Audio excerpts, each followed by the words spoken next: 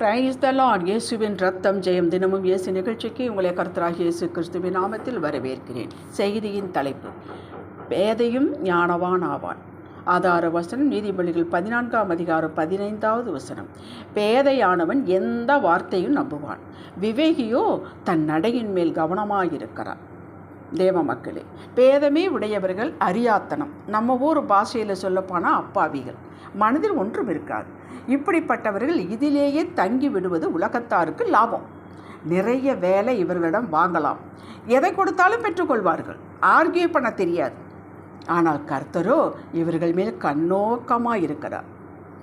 இவர்களை தங்களது பொல்லாத செயல்பாடு இவர்களைத்தான் தங்கள் பொல்லாத செயல்பாடுகளுக்கு துன்மார்க்க பயன்படுத்தி கொள்கிறார்கள். தாவீது தன் சங்கீதங்களில் இப்படிப்பட்டவர்கள் கர்த்தரிடம் வந்து அவரது வாக்குகளை கேட்டு அவைகளை நம்பி, இவர்களுக்கு நம்புவது எளிது. ஏனென்றால் எதையும் நம்புவார்கள், இதையும் நம்புவார்கள். அப்படியே கை கொள்ளும் போது, கீழ்ப்படியும் போது, கீழ்ப்படிதலும் இவர்களுக்கு எளிது. இவர்கள் உணர்வுள்ளவர்களாக, அதாவது அண்டர்ஸ்டாண்டிங் பவர் இவர்களுக்கு உண்டாகிறது என்பதை எழுதி வைத்தார். உம்முடைய வசனத்தின் பிரசித்தம் வெளிச்சம் தந்து பேதைகளை உணர்வுள்ளவர்களாக்கும். தேவ வார்த்தையில் வல்லமை உண்டு. அது ஆவியாயும் ஜீவனுள்ளதாயும் இருக்கிறது. இந்த வார்த்தையை கேட்க கேட்க கேட்க கேட்க அவர்கள் பேதமை விலகுகிறது. ஏன்னா அதனுடைய வெளிச்சம் பேதமையை விலக்குகிறது. இப்பொழுது புரிந்து கொள்கிறார்கள். இந்த புதிய ஜீவன் அவர்களை தட்டி எழுப்புகிறது. எப்பேற்பட்ட அறியாமையில் இருப்பவர்களும் தேவ சந்நிதியில் அமர்ந்து வசனத்தை தொடர்ந்து கேட்டு வருகையில் அவர்களுக்குள் புதிய ஜீவன், புதிய ஒளி அந்த மனிதனுடைய ஆவியை உயிர்ப்பிக்கிறது. சங்கீதம் 119, 98, 99, 100 இந்த 3 வசனங்கள் இதைத்தான் வலியுறுத்துகிறது. ரட்சிக்கப்படுவதற்கு முன் நாமும் கூட பேதையர்களுக்காகத்தான் இருந்தோம். நம்மை ஜாக்கிரதை உள்ளவர்களாக நிதானித்து முடிவெடுக்கும் திறன், யோசித்து பேசுதல், தெரிந்தெடுக்கும் வல்லமை இப்படி பெற செய்து மாற்றினது தேவ வசனம். தேவ கிருபை மட்டும் நமக்கு இல்லாமல் இருந்திருந்தால் நாமளும் அப்படியே தான் இருந்திருப்போம். சரி, இப்போது என்னவென்றால், ரட்சிக்கப்பட்டு எத்தனையோ வருடங்களாகியும் நாமும் சில விஷயங்களில் சில சமயங்களில் பேதையர்களாகத்தான் இருக்கிறோம். இதுக்கு உறுதியான அடித்தளமான சக்தியும் நமக்குள் வேறு கொள்ளாததினால்தான். எத்தனையோ தேவ செய்திகள் டிவியில் வருது, யூடியூப்பில் வருகின்றன. எல்லாவற்றையும் கேட்டு குழம்பி போய் விடுகிறோம். சில விசுவாசிகள் இதுதான் பேதமை.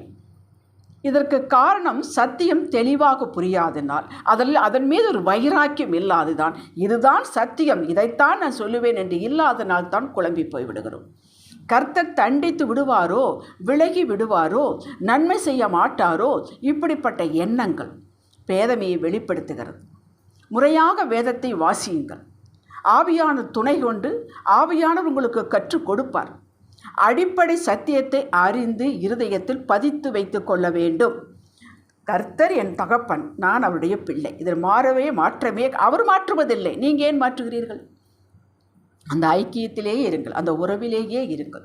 சத்தியம் காலத்திற்கும் மனிதருக்கும் சூழ்நிலைக்கு தகுந்தாற்போல் மாறவே மாறாது. வசனம்தான் சத்தியம். யோவான் 17:17. நீங்கள் விலகி போனாலும் கர்த்தர் உங்களை விட்டு விலகவே மாட்டார். நான் உன்னை விட்டு விலகுவதும் இல்லை, உன்னை கைவிடுவதும் இல்லை என்று சொன்னதுதான். அவர் எப்போதும் எல்லாருக்கும் நல்லவர். ஏசாயா 49ஆம் அதிகாரம் 1 வசனத்தின் கடைசி பகுதியை படித்து பாருங்கள். நான் என் தாயில் வயிற்றில் இருக்கையில் என் நாமத்தை பிரஸ்தாபப்படுத்தினார். இதன் பொருள் என்ன? கருவிலேயே நம்மை குறித்து உயர்ந்த திட்டங்கள் வைத்து விட்டார். நம்முடைய பேதமை, அஞ்ஞானம், வெகுளித்தனம் இவைகள் நம்மை உயர்த்துவதற்கு தடைகளாக கர்த்தர் காண்பதே இல்லை. தாயின் வயிற்றில் இப்படி தான் உருவாக்கப் போகிறேன், இப்படித்தான் வருவார் என்பதை அவர் கண்டுவிட்டார். அவர் அதையே தான் பார்க்கிறார். முதலில் இதிலிருந்து வெளியே நம்மளை கொண்டு வந்து தம்மை புரிய வைத்து தமது வல்லமை, மகிமை சாட்சியின் மூலமாக காண வைத்து, கேட்க வைத்து வெளிச்சமுள்ளவர்களாக மாற்றுகிறார். வல்லமையாய் கர்த்தர் பயன்படுத்தப்பட்டு ஒரு ஊழியக்காரர் பலர் இப்படி சொல்வதை கேள்விப்பட்டிருக்கிறேன், படித்திருக்கிறேன். தாங்கள் எவ்வளவு பேதமையாய் இருந்தார்கள் என்று. இதை குறித்து கவலையே பட வேண்டாம். கர்த்தருடைய பிரசன்னம், அவரது வார்த்தையில் நிலைத்திருங்கள். தொடர்ந்து அவரையே பற்றி கொள்ளுங்கள். நானா இப்படி மாறிவிட்டேன் என்பீர்கள். அப்படி ஒரு காலம் இருக்கிறது. 2 சாமுவேல் 15ஆம் அதிகாரத்தை கொஞ்சம் நேரம் எடுத்து படியுங்கள். அப்சலோம் தாவீதினுடைய மகன். அவன் தவறு செய்து விட்டான். பின் மன்னித்து ஏற்றுக்கொண்டார்.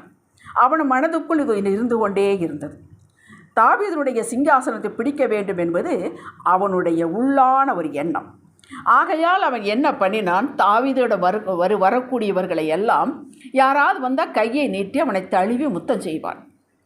அப்சலோம் ராஜாவிடத்தின் நியாயத்திற்காக வரும் இஸ்ரவேலுக்கெல்லாம் செய்து இஸ்ரவேல் மனுஷனுடைய இருதயத்தை கவர்ந்து கொண்டான். அவங்க அப்பாகிட்ட யாரெல்லாம் நியாயத்துக்கு போகிறாங்களோ, வாங்க நான் நியாயம் செய்கிறாங்க, நியாயம் கிடைக்காது என்று சொல்லி சொல்லி சொல்லி அப்பாவி மக்கள் பேதையர்களை அவன் இழுத்து கொண்டான். 40 வருஷம் சென்ற பின்பு அப்சலோம் ராஜாவை நோக்கி, நான் கர்த்தருக்கு பண்ணின என் பொருத்தனை எப்ரோனில் செலுத்தும்படிக்கு நான் போக உத்தரவு கொடும் என்று கேட்டார். கர்த்தரினை எருசலேமுக்கு திரும்ப பண்ணினால் இந்த பொருத்தனையை செலுத்துகிறேன் என்று அவன் போய் சொன்னான். உண்மையாகவே அப்படி இருக்குமோ என்னவோ. தாவீது யதார்த்தமாக, நீ போய் செலுத்தி விட்டு வா என்று உத்தரவு கொடுத்தார். அப்சலோம் இஸ்ரவேல் கோத்திரங்களுக்கெல்லாம் வேவுகாரரை அனுப்பி, நீங்கள் எக்கான துணியை கேட்கும்போது அப்சலோம் எப்ரோனிலே ராஜாவாகும்போது அப்சலோம் எப்ரோனிலே ராஜாவானான் என்று சொல்லுங்கள் என்று சொல்லி வைத்திருந்தான். எருசலேமிலிருந்து வரவழைக்கப்பட்ட 200 பேர் அப்சலோமோடு கூட போனார்கள். அவர்கள் வஞ்சகமின்றி அறியாமையினால் போனார்கள். இந்த வார்த்தைக்குத்தான் இவ்வளவு வாசித்தேன். அவன் கூட்டிக் கொண்டு போனான் 200 பேர்கள். அவர்களுக்கு தெரியாது இந்த அப்சலோம் வஞ்சகம் பண்ணுகிறான், தன்னுடைய தகப்பனாகிய தாவீதுக்கு எதிர்ப்பாக பண்ணுகிறான் என்பது அவர்களுக்கு தெரியவே தெரியாது. பேதைமைகள், ஒன்றும் அறியாதவர்கள், வஞ்சகம் இல்லாதவர்கள் கூட போய்விட்டார்கள். அவ்வளவுதான். அதற்கப்புறம் இருக்கிறது நீங்கள் படித்து கொள்ளுங்கள். என்னிடம் வஞ்சகம் இல்லை, அறியாமையினால் பேசிவிட்டேன், செய்துவிட்டேன் என்று சொல்லிக்கொண்டே இருக்கக்கூடாது. எவரையும் மேன்மைப்படுத்த பலப்படுத்த கர்த்தரால் கூடும். அவரது வார்த்தையில் வெளிச்சம் பெற்று ஜெபியுங்கள். யாக்கோபு 1:5 சொன்னது போல ஞானம் கேட்டு பெற்றுக்கொள்ளுங்கள். இது பாருங்கள், இதையெல்லாம் இது வசனம் என்று விடக்கூடாது. கேட்டால் கொடுக்கிறார். எனக்கு ஞானம் வேண்டும் ஐயா, உலகம் ஞானம் வேண்டும், ஆவிக்குரிய ஞானம் வேண்டும், குடும்பத்தை நடத்தக்கூடிய ஞானம் வேண்டும், பிள்ளைகளை எப்படி பேச வேண்டும் ஞானம் வேண்டும், ஆசிரியர்களாக இருந்தால் கற்றுக் கொடுக்கக்கூடிய ஞானம் கொடுங்க என்று கேட்க வேண்டும். ஒரே வார்த்தை கொடுங்கப்பா என்று சொன்னால் நீங்கள் அப்பா என்று முடிப்பதற்கு முன்பாக கொடுத்து விடுவார். இது விசுவாசத்தில் தான் நீங்கள் ஏற்றுக்கொள்ள வேண்டும். எனக்கு கொடுத்து விட்டார், இனிமேல் நான் ஞானமாய் பேசுவேன், ஞானமாய் நடப்பேன், ஞானமாய் குடும்பத்தை நடத்துவேன் என்று நீங்கள் தான் அதை செய்ய வேண்டும். ஆண்டவர் பலப்படுத்துவார், ஆனால் செய்வது நாம் தான். ஹல்லேலூயா. உங்களை சிந்தனை மாறும், பேச்சு மாறும், செயல்திறன் மாறும். எல்லாவற்றின் மேல் நீங்கள் கவனமாக இருப்பீர்கள். அப்படி இருந்தவங்களாம் இப்படி ஆயிட்டாங்க என்று பார்த்தவர்கள் சொல்லுவார்கள். உங்களுக்கு கர்த்தர் வைத்துக்கிற ஆசீர்வாதங்களை உங்கள் மனக்கண்கள் காணும். உங்கள் ஜெபம் மாறும், விசுவாச கிரியைகளின் மூலமாக வெளிப்படும். உங்களை ஒருவரும் முன்பு போல ஏமாற்ற முடியாது. அப்படி முயற்சித்தால் அவர்கள்தான் ஏமாந்து போவார்கள். கவனத்தின் மேல் கவனம் நீங்கள் வைக்க வேண்டும். கர்த்தருடைய கணம் உடையவர்களாக நீங்கள் மாறுவீர்கள். உங்களுக்கு ஆவிக்குரிய வாழ்வு அற்புதமாய் ஸ்திரப்படும். ஒருவரும் உங்களை ஏமாற்ற முடியாது. இனி பேதையமர்கள் அல்ல, நீங்கள் ஞானவான்கள். எப்பொழுதும் ஞானவான்கள். ஞானவான்கோடு சஞ்சரிக்கிறவன் ஞானவான். யாரோடு சஞ்சரிக்கிறீர்கள்? ஞானமாகி அந்த கர்த்தரோடு சஞ்சரிக்கிறீர்கள். அறிவாளிகளோடு சஞ்சரிக்கிறவன் அறிவில் தேறுவான் என்று இருக்கிறது. ஞானவான்களோடு சஞ்சரிக்கிறவன் ஞானத்தில் தேறுவான் என்று இருக்கிறது. நாம் யாரோடு சஞ்சரிக்கிறோம்? கர்த்தரோடு சஞ்சரிக்கிறோம். அவருடைய ஞானம், கிருபை எல்லாம் நமக்கு வரும் என்று விசுவாசித்தால் வரும்.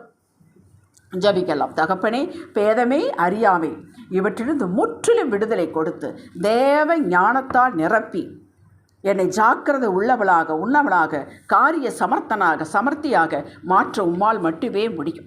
உமது கிருபையும் தயவும் அளவில்லாமல் கிடைக்கட்டும் சுவாமி. உமது விசேஷ தொடுதல் இன்று என் மேல் இருக்கட்டும். உமது வழியில் என்னை நடத்துவீராக, என்றென்றைக்கு நடத்துவீராக. இயேசுவின் நாமத்தில் பிதாவே, ஆமேன். ஹல்லேலூயா.